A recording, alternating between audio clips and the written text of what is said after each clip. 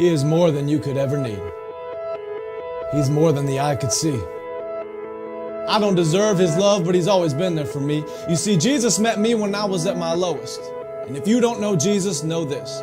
He is the greatest example of generosity this world of greed has ever seen. And when Jesus hit the scene, he changed the scenery and met diversity with serenity. If you're looking for peace, he offers plenty. Jesus was and Jesus will forever be king. And when the angels sing, they sing of the grace that was displayed for sinners like me. I can't explain him and I can't describe him. And if I could, he wouldn't be Jesus, because you can't explain eternity and you can't comprehend the galaxies. But it was the loving hands of Jesus who spun them into existence and created man, knowing he would go to the cross to pay our sentence.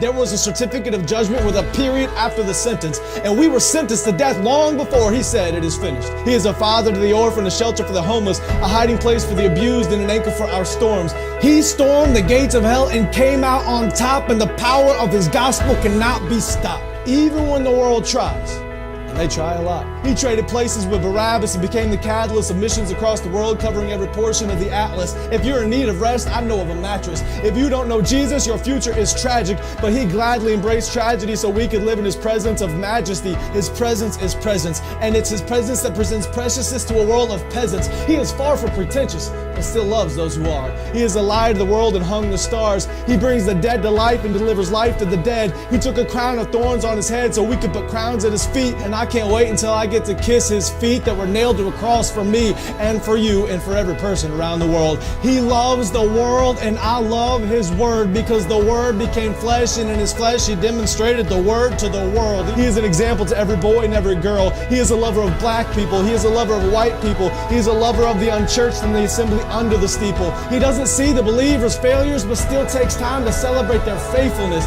It's the power of the Spirit that enables us and gives us boldness when the world labels us. And if you want to label me, please call me a Jesus freak. If that freaks you out, good. Because it's better to be good with God than to fight being misunderstood by a world that could never understand. So let it be understood that I don't worship man, we worship Jesus. And although he doesn't need us, he still sees us and pleads with us to run to the cross where he bled for us. His heart bleeds for us, his heart grieves for us, but still graciously grants us a pardon for our treason in a season where the world tries to explain away the work of the Spirit with human reasoning. There is a reason they can't. Because the Spirit is like the wind, and the wind cannot be seen.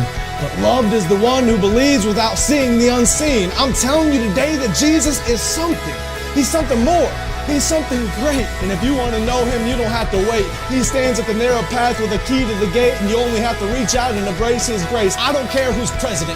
I have the king who is always present. I don't care who holds musical celebrity. The voice of the Lord will always be the sweetest melody. I don't care who owns the riches of the globe. My Jesus holds more wealth than one ruby on his robe. I don't care who is the strongest or the fastest. Nothing matches the creator of the universe and his immortal, infinite status. I don't care about religious leaders who died and stayed dead. I'll only worship the one who conquered death and wears a crown on his head. His name is Jesus, and I'm telling you, he's something. He was faithful yesterday, and he is faithful today. I can feel his presence whenever I pray, and when the time comes for me to fade away, I'll remember the day I heard him say, "My name is Jesus."